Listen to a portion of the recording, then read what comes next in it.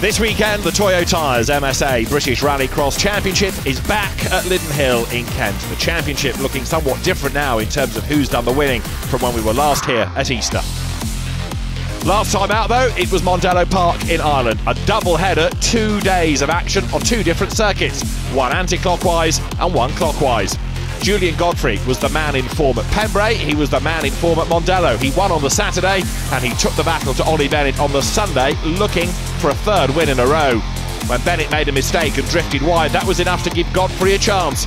Bennett served the joker lap, Godfrey flashed through into the lead of the race, and Bennett had to chase him home. It was a great result for the former rallyman, but a 3rd straight win for 5-time champion Julian Godfrey. He comes to Lydden 3 points ahead of Bennett in the championship, with Ollie O'Donovan now 3rd. Kevin Proctor 4th ahead of Nathan Heathcote, and Mad Mark is 6th. The final is ready for the MSA British Rallycross Championship. The supercars are on track. Warren Scott pole, Nathan Heathcote, Julian Godfrey row 1, Kevin Proctor, Ollie Bennett row 2, Pat Duran, Steve Hill, Jake Harris row 3. Steve Hill missing, he's given his grid position to Ollie O'Donovan. Lights go green! The ultimate rallycross cars blast away, and it's Nathan Heathcote who takes the advantage ahead of Warren Scott. Ollie Bennett 3rd, Kevin Proctor 4th, Pat Duran is 5th. Across the loose they come for the first time then. They storm their way across the loose onto the tarmac. You bring that dust with you, it makes it slippy, and Heathcote goes wide at the elbow. That means that Warren Scott goes past him, and it means that Warren Scott is the race leader. Warren Scott, who has never won a final in Rallycross, it's his debut season in the category, leads at Lydden. There, 3rd is Ollie Bennett, and as they head downhill, Proctor is 4th and 5th is Pat Duran, with the jokers, those that have served the joker lap, next in the queue. Wide is Bennett, kicks up the dirt through the chicane. Warren Scott leads the way, but Nathan Heathcote, winner at Croft at the start of the season when he was in the Citroën C4, is looking for a way by.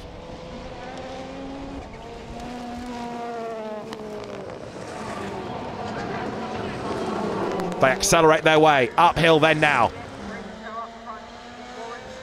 Warren Scott it is. He has the advantage. Nathan Heathcote 2nd, and he closes a little bit under braking. Downhill they run towards Paddock. Scott has the advantage, but he's not really getting away. Nathan Heathcote keeping him honest as the sideways Ollie Bennett 3rd. Jake Harris pushing on as well, lower down the order as now Heathcote goes for the joker lap.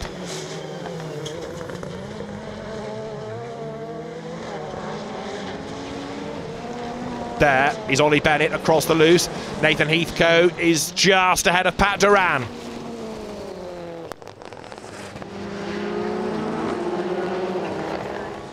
Duran in the car that Heathcote used at the start of the season.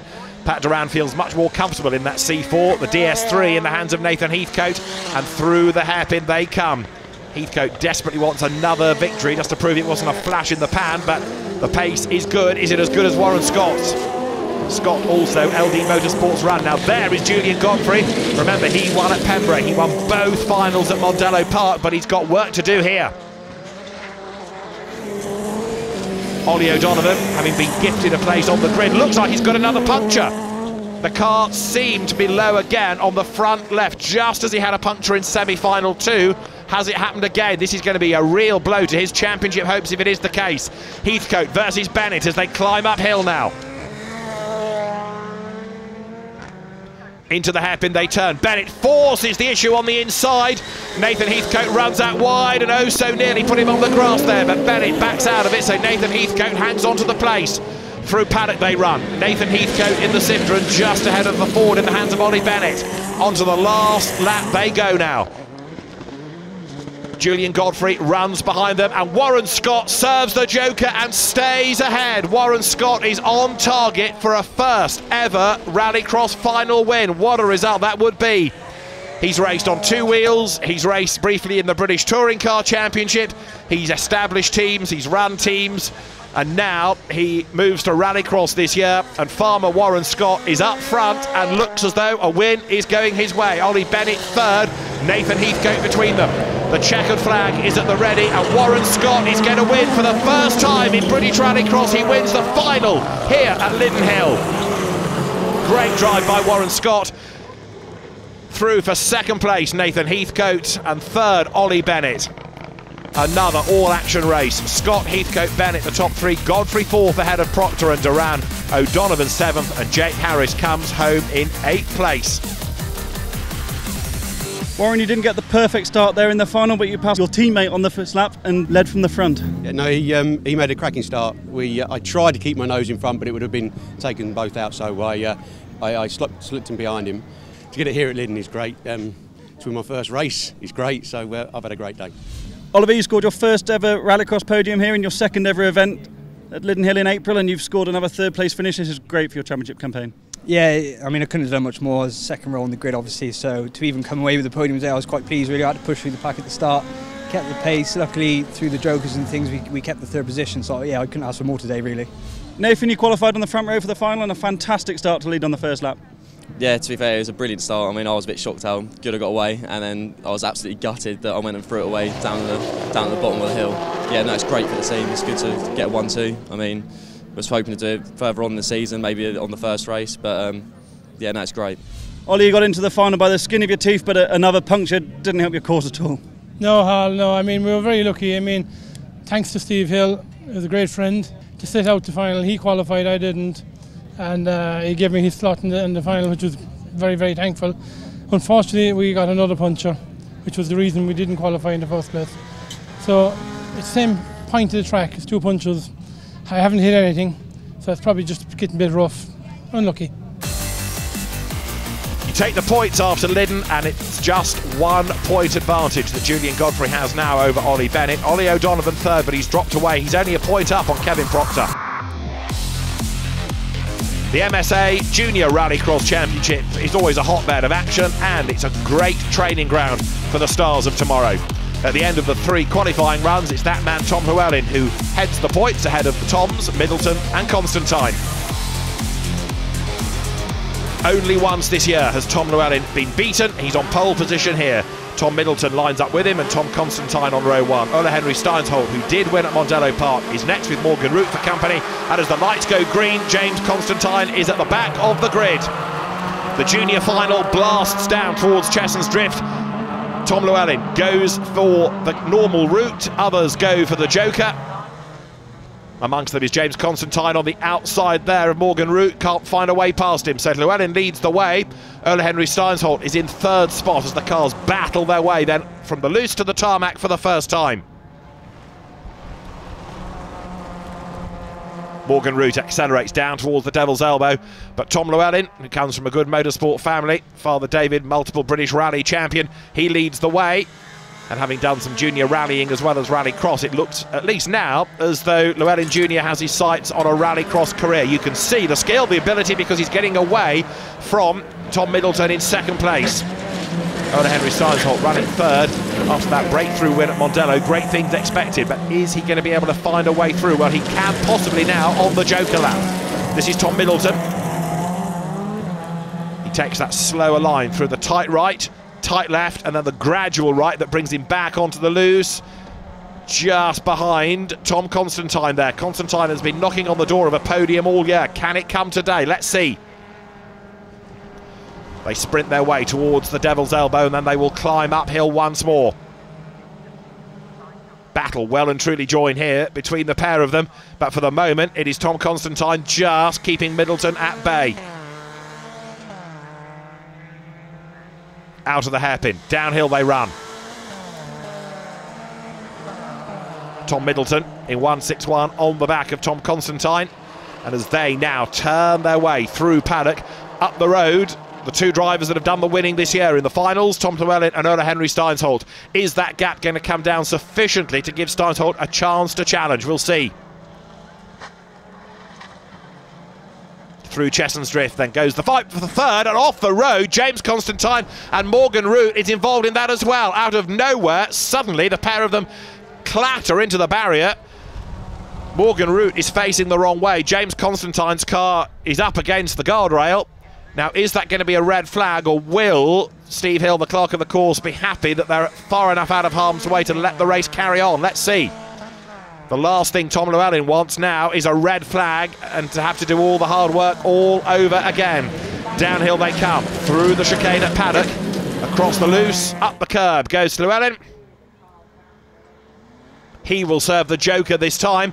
Ole Henry Steinsholt has to pick his way past at least one car that's stranded on the road. Morgan Root has got going again, so Steinsholt goes through pro tem into the lead of the race, and there is Llewellyn now being chased by Tom Constantine and by Tom Middleton.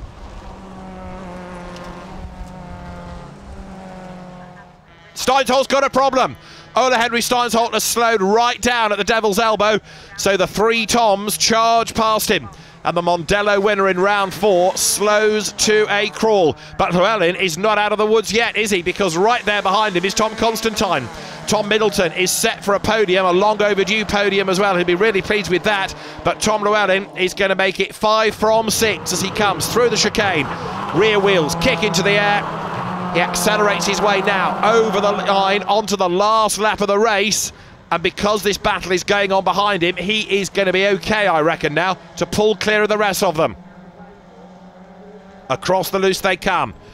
The advantage is a slender one, but for as long as Tom Constantine is defending, that is going to give the advantage to Tom Llewellyn in the lead of the race there. There's Morgan Root ahead, who's going to be negotiated shortly, as in towards the braking zone for the hairpin they come now. Turn into the right-hander. Blast downhill, and there is Llewellyn. He leads the way. Tom Constantine is going to be good for second, seemingly. Middleton third, and with a corner to go, Tom Llewellyn is going to increase his winning streak and increase his lead in the championship. Checkered flag falls on Tom Llewellyn. Tom Llewellyn the winner by only 6/10 from the Toms, Constantine and Middleton behind him. Ole Henry Steinsholt 4th, a long way back. Morgan Root a lap down. James Constantine not getting to the end. So the advantage grows for Tom Llewellyn, but Tom Constantine now is up to second in the championship, ahead of Steinsholt. Welcome back to Lydden Hill here in Kent. It is the MSA British Rallycross Championship and the final for the Super Nationals about to get underway. Tony Lynch, Tristan Ovenden, Paige Bellaby, row 1. Guy Corner, Alan Tapscott, row 2. Michael Labedge, Vince Bristow, Kurt Twyman, row 3. Look for the green lights and it's blast off. Great start by the V6 Clio. Tristan Ovenden just goes powering away. Alan Tapscott takes to the joker lap early. Paige Bellaby runs second, Tony Lynch third. The wins this year have been shared between Bellaby, Lynch and Ovenden. 3 for Bellaby and 1 each for Tristan Ovenden and for Tony Lynch there in the Ford car. So can Tristan Ovenden on his home circuit come through victorious this time? Hard on the brakes, Tony Lynch turns into the hairpin. The Ford car sprinting its way now out of the corner with Guy Corner in 4th place, Vince Bristow 5th, Michael Labedge 6th, and they head downhill now. Alan Tapscott is next in the queue. And Kurt Twyman behind him as Labedge looks to the inside of Vince Bristow's BMW that's, as ever, all tail happy.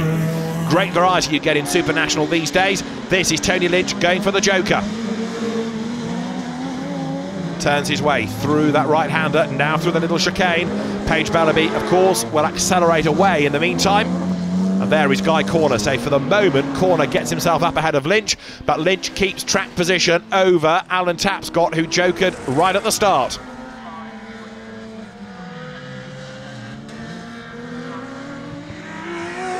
Tony Lynch to the hairpin.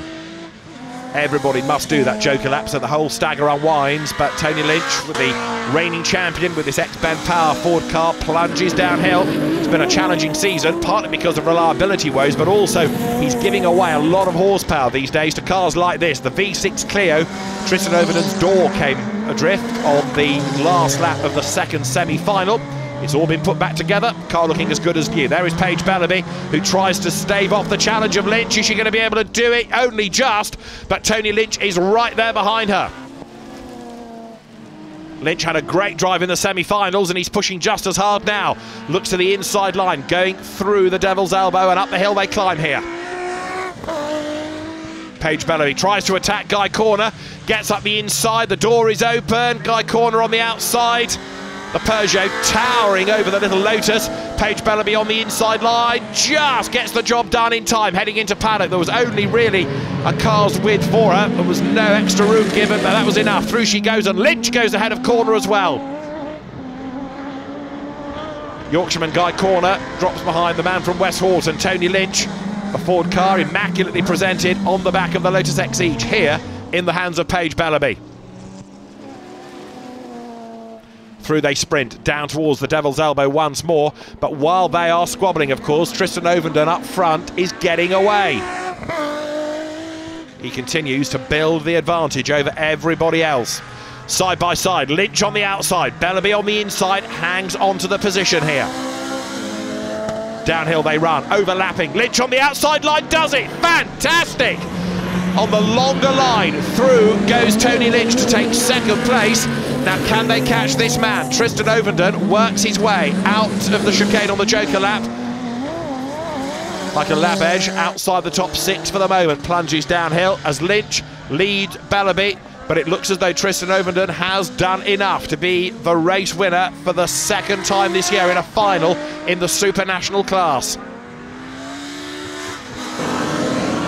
Tristan Ovenden at his home circuit comes through paddock, the checkered flag is at the ready, and Tristan Ovenden wins the Super National final here at Lydden in the Toyo Tyres MSA British Rallycross Championship. Tristan Ovenden, a second win of the year. Tony Lynch second, and Paige Bellaby banks more points for third, ahead of Alan Tapscott, then Guy Corner, and Vince Bristow sixth. Next time, we're going to be back in South Wales. Our next stop is Pembrey.